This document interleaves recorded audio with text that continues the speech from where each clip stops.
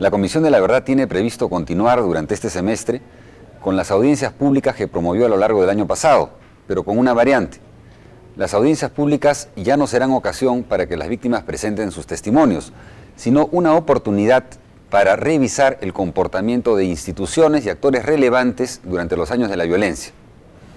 Para contribuir en ese proceso de reflexión colectiva y revisión de las conductas que se siguieron durante los 20 años que está repasando la Comisión de la Verdad, tenemos la siguiente nota, que recoge puntos de vista sobre el comportamiento de la prensa. Veámosla.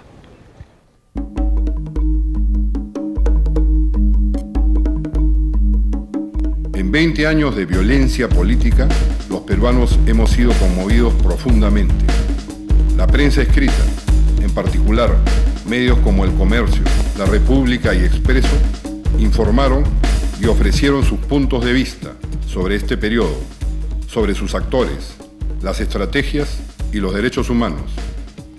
¿Cuánto colaboraron en el esclarecimiento de estos hechos? ¿Cuánto al establecimiento de la verdad? ¿Orientaron debidamente a la ciudadanía? En los años 80, a excepción del diario La República, yo diría que los diarios Expreso y El Comercio han tenido una posición que en términos generales ha apoyado básicamente una estrategia represiva frente al fenómeno senderista. En los discursos de los diarios se encuentra, por ejemplo, el calificativo de delincuente, ¿no?, de terrorista, y no se le da a la acción de los grupos armados, principalmente de Sendero Luminoso, un norte político.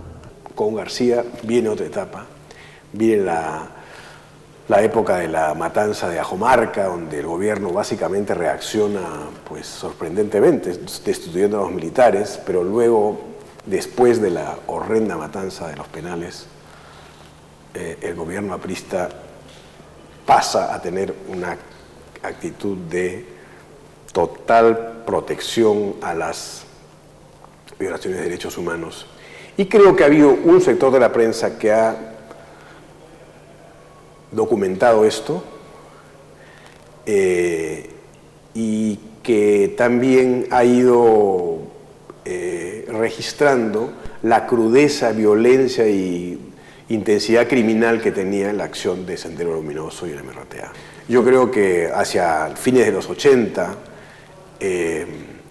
fue una actuación muy dinámica en la prensa informativamente, pero la mayoría de medios se arrodillan en el 5 de abril.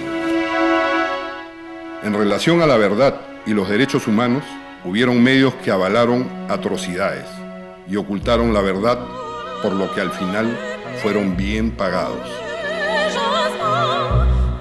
Otros medios jugaron un rol destacado en la defensa de los derechos humanos, sobre todo de los más desposeídos, y en el establecimiento de la verdad de lo ocurrido.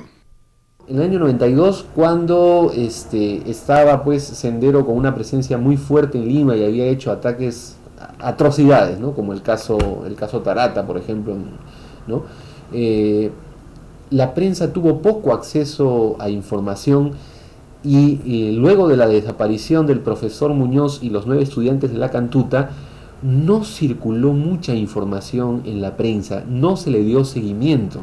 El caso que terminó con la tortura de Leonor La Rosa y con el asesinato de Mariela Barreto, que fue la denuncia del Plan Bermuda, ¿no? Este Plan Bermuda era un plan, como ustedes recordarán, que tenía como objetivo atentar contra un periodista, ¿no?, contra Hildebrand.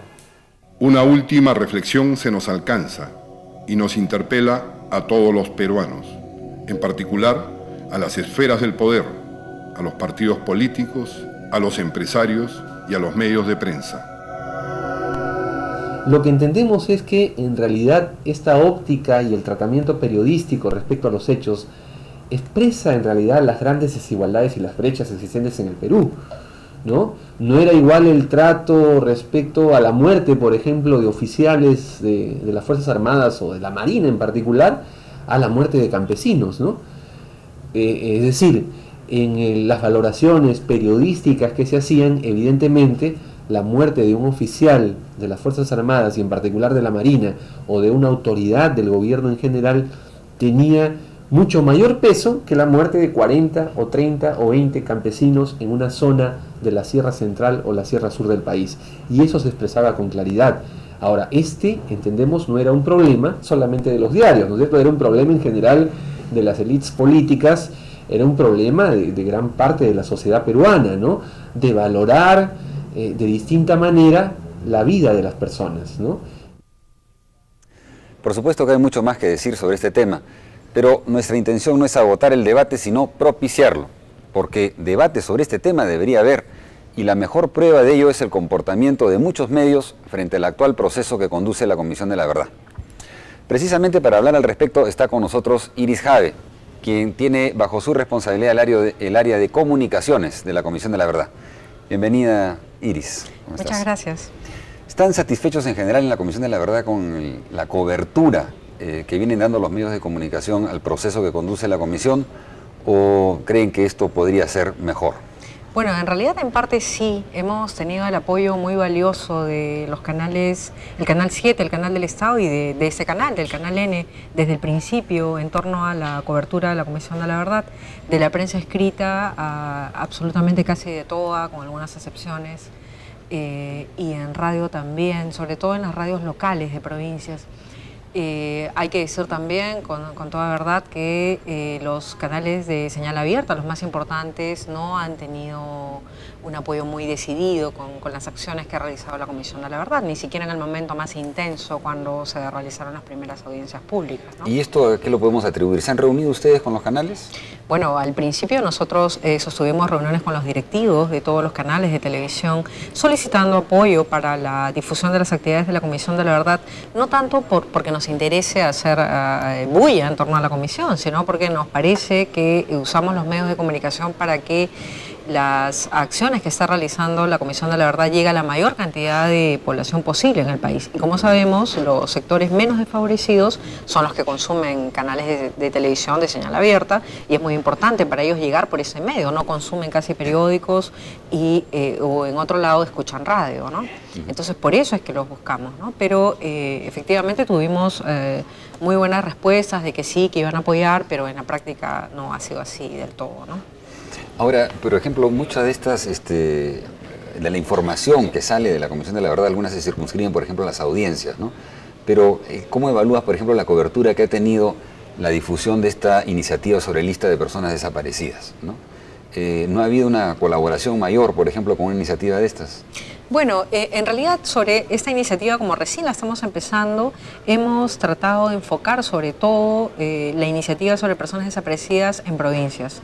Estamos organizando campañas de comunicación local con las radios locales, con los municipios, con las iglesias, con las oficinas postales de Sarpós, porque para el caso de la Comisión de la Verdad, para llegar a las poblaciones más alejadas, nos parecía que no solamente había que utilizar los medios convencionales, sino también otro tipo de medios que nos permitan llegar a las personas que viven en las zonas rurales mucho más alejadas, ¿no? Es el caso del servicio postal, que en algunos lados ni siquiera existe una radio comunitaria, sino una oficina postal. Y por eso es que acudimos a este servicio para utilizarlo como medio, ¿no?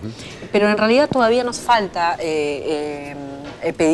solicitar más ayuda para el caso de la campaña de sobredesaparecidos. Tenemos una firma publicitaria que está empezando a trabajar con nosotros de manera gratuita para esta campaña. Ahora, esto que tú mencionas es importante, ¿no? Porque en provincias sí tengo entendido que, por ejemplo, cada vez que ha habido una audiencia pública, sí ha habido una cobertura total, especialmente en la radio de provincias, ¿no? Es decir, se ocupan plenamente de la audiencia, la transmiten en directo, es decir, muchísimo más que, por ejemplo, cuando han habido audiencias públicas o temáticas aquí en Lima.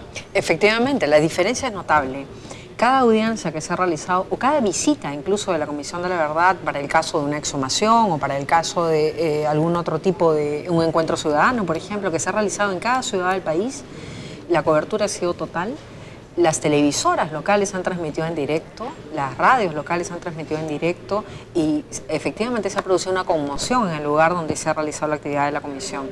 No ha sido el caso de Lima, ¿no? Como digo, también nuestro trabajo se ha dirigido sobre todo a las provincias, a los lugares más alejados en términos de comunicación. En el caso de Lima hemos procedido de otra manera, hemos ido a los grandes medios, pero no hemos tenido la misma respuesta, ¿no? Claro, eso es justamente de repente algo que habría que llamar la atención, porque efectivamente la televisión de señal abierta que llega a todo el país no solamente no está intercomunicando estas experiencias en diferentes departamentos, sino que tampoco está dando a conocer efectivamente de los procesos que se llevan aquí. Ahí tal vez habría una invocación que hacer especialmente a los canales de señal abierta, pero que tampoco es que los medios se estén ocupando de procesar un debate alrededor de esta experiencia, ¿no? Que además poca como ninguna otra en la región es una experiencia abierta. ¿Se debate algo en los medios? ¿Has visto tú en una oportunidad que se promueva una discusión, una reflexión sobre lo que pasó, o básicamente se limitan a cubrir las iniciativas o las actividades que promueve la Comisión?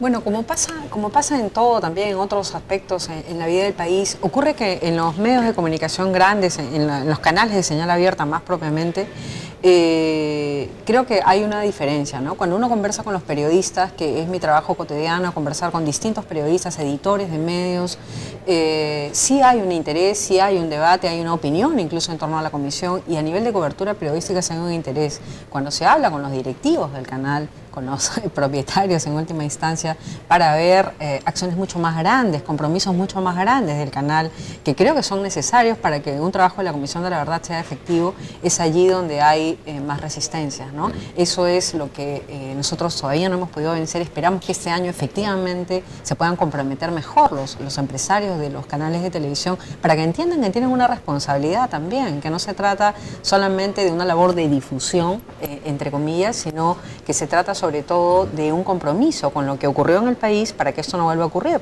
Los medios tienen una capacidad muy grande y tienen una responsabilidad educativa, ¿no? Entonces también deberían de encauzarlo. Bueno, que ya que estamos en el último tramo, digamos, hasta julio del trabajo de la Comisión de la Verdad, esperamos que haya realmente una colaboración bastante mayor de parte de los medios en general, ¿no? A la cobertura de las iniciativas que ustedes están emprendiendo, pero también a la reflexión colectiva que es necesario hacer.